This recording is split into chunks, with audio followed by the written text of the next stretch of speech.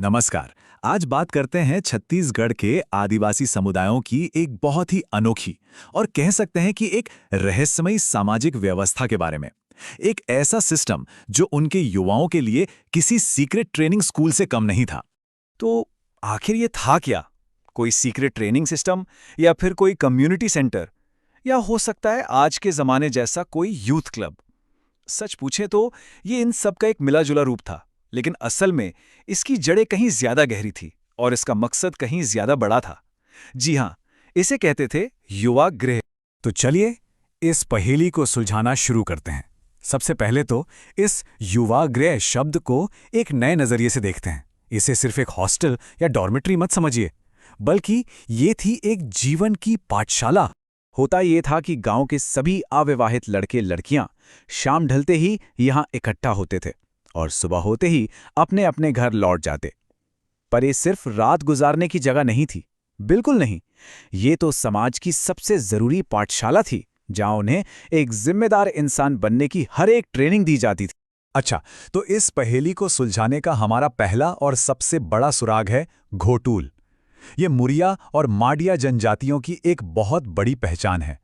चलिए देखते हैं कि इस दरवाजे के पीछे आखिर क्या राज छिपा है। तो घोटुल की खासियत क्या थी? यहाँ का पूरा फोकस था कल्चर पर, आर्ट पर और सबसे जरूरी साथ मिलकर जीने की कला पर, जिसे सहज जीवन कहते हैं। यहाँ का माहौल आप कह सकते हैं बहुत ही क्रिएटिव और खुला हुआ था और इस पूरी व्यवस्था के केंद्र में थे उनके संस्थापक देवता लिंगोपेन। इस सिस्टम के अंदर लड़कों को एक खास पहचान दी जाती थी, चेलिक। ये सिर्फ एक नाम नहीं था, बल्कि इस छोटे से समाज में उनकी एक भूमिका थी, एक जिम्मेदारी थी। और ठीक वैसे ही लड़कियों की भी एक अलग पहचान थी। उन्हें मुटियारिन कहा जाता था। इससे ये बात तो साफ हो जाती है कि ये कितना ऑर्गेनाइज्ड सिस्टम था, जहां हर किसी का एक तय रोल होता था। और हाँ, यहाँ बाकायदा लीडरशिप भी थी। सबसे काबिल लड़के को सिरेदार और सबसे होशियार लड़की को बेलोसा का दर्जा मिलता था। ये दोनों मिलकर घोटुल की सारी एक्टिविटीज मैनेज करते थे। ये असल में समाज का एक ट्रायल वर्जन था, जहां युवाओं को असल दुनिया के लिए तैयार किया जा रहा था। और सबसे मजेदार बात ये थी कि यहाँ की सीख बोझिल या किताबी नहीं थी। नहीं, यहाँ तो संगीत और डांस के जरिए सोशल एजुकेशन दी जाती थी। रेला जैसे गीत न सिर्फ एंटरटेनमेंट करते थे, बल्कि आपस में एकता और अपनेपन की भावना को भी मजबूत करते थे। अब कहानी में आता है एक दिलचस्प मोड़। अगर घोटुल एक क्रिएटिव कम्यून था, तो क्या सारे युवा ग्रह ऐसे ही थे? जी नहीं, बिल्कुल नहीं। अब मिलते हैं धुमकुड़िया से, जिसका अंदाज और फिलॉसफी दोनों ही एकदम अलग थे। अब जरा इस पर नजर डालिए। ये एक तस्वीर में पूरी कहानी बयां कर देता है। देखिए, एक तरफ है घोटुल, जिसका दिल कला और आज़ादी में धड़कता था, और दूसरी तरफ है धुमकुड़िया, जिसकी आत्मा बसती थी कड़े अनुशासन में। मतलब एक का मकसद था हर किसी का अपना पर्सनल डेवलपमेंट हो, वहीं दूसरे का मकसद था समाज के लिए एक डिसिप्लिन्ड यूनिट तैयार करना। कितना बड़ा फर्क है ना।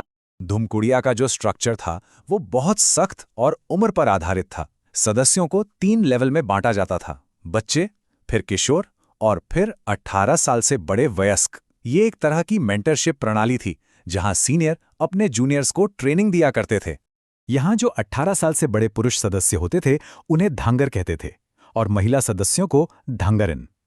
इन सीनियर सदस्यों के पास काफी अधिकार और जिम्मेदारियां हुआ करती थी। इस पूरी व्यवस्था के जो मुखिया थे, धांगर महतो, वो बेहद कड़े नियम लागू करते थे, और अगर कोई नियम तोड़ता तो उसे सजा भी मिलती थी। इसका माहौल कुछ कुछ मिलिट्री एकेडमी जैसा था, जिसका एक ही लक्ष्य था, समाज के लिए मजबूत और अनुशासित युवा तैयार करना। तो अब हम घोटुल और धुमकुड़िया का फर्क काफी हद तक समझ चुके हैं, लेकिन कहानी यहाँ खत्म नहीं होती। ये पहेली और भी गहरी है, क्योंकि ये सिर्फ 2 नाम हैं। असल में ऐसे कई और युवाग्रह भी थे। जरा इस लिस्ट पर एक नजर डालिए। बिरहोर जनजाति का गिटियोना, भारिया का घसरवासा, भुइया का रंगबंग। ये दिखाता है कि ये कॉन्सेप्ट कितना फैला हुआ था, और हर जनजाति ने इसे अपनी संस्कृति और जरूरत के हिसाब से एक अलग ही रूप दिया था। यहाँ एक छोटी सी उलझन भी सामने आती है।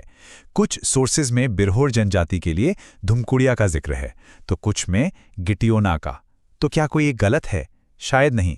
इसे एक गलती की तरह देखने के बजाय कल्चरल डाइवर्सिटी के तौर पर देखना ज्यादा बेहतर है। हो सकता है अलग अलग इलाकों में अलग अलग नाम और तरीके चलते हों। तो फिर सवाल ये उठता है कि इन सभी अलग अलग नामों और तरीकों के बावजूद वो कौन सी एक बात थी जो इन सभी संस्थाओं को एक धागे में पिरोती थी। चलिए, अब वक्त है पहेली के सभी टुकड़ों को जोड़कर बड़ी तस्वीर देखने का। देखिए, भले ही तरीके अलग अलग थे, लेकिन मंजिल सबकी एक ही थी। युवाओं को समाज का एक जिम्मेदार और काबिल सदस्य बनाना, ये पक्का करना कि कल्चर और परंपराएं अगली पीढ़ी तक सही सलामत पहुंचें, और हर व्यक्ति को मैं से पहले हम के बारे में सोचना सिखाना। इन मुख्य उदाहरणों को याद रखने के लिए सोर्सेज में एक बड़ा आसान सा फॉर्मूला भी मिलता है। मुरिया माडिया का घोटुल, उरांव बिरहोर का धुमकुड़िया। ये कम से कम इन दो बड़े सिस्टम्स को याद रखने में तो काफी मदद करता है। आखिर में ये समझना बहुत जरूरी है कि ये सिर्फ कोई पुरानी दकियानूसी परंपराएं नहीं हैं। जैसा कि एक सोर्स में कहा गया है, ये सामुदायिक जीवन के गहरे सिद्धांतों पर आधारित सोशल इंजीनियरिंग के बेहतरीन उदाहरण हैं। और ये हमें आज के एक बहुत बड़े सवाल पर लाके खड़ा करता है।